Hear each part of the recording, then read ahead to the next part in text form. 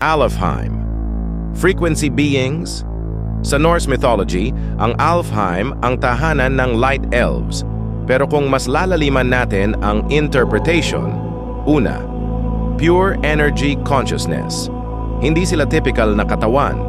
Mas malapit sila sa liwanag, energy form, meaning existence, na hindi nakabase sa physical body, parang frequency-based beings o light form. Ang Alfheim ay katumbas ng mas maliwanag kaysa Midgard, mas mataas na vibration, mas refined ang awareness, less dense, and reality. Hindi sila nakikita ng normal human senses, pero possible na nandyan lang sila, ikalawa. Parallel layer sa Midgard, hindi siya malayo, kundi overlapping dimension, meaning, same space, iba lang ang frequency. Parang radio stations, hindi mo maririnig kung hindi ka nakatune sa tamang channel.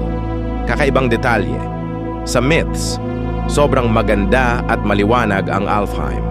Pero bakit? Dahil ba ito ang pure form ng reality bago maging dense? Connection sa Midgard. Midgard ay katumbas ng dense at physical.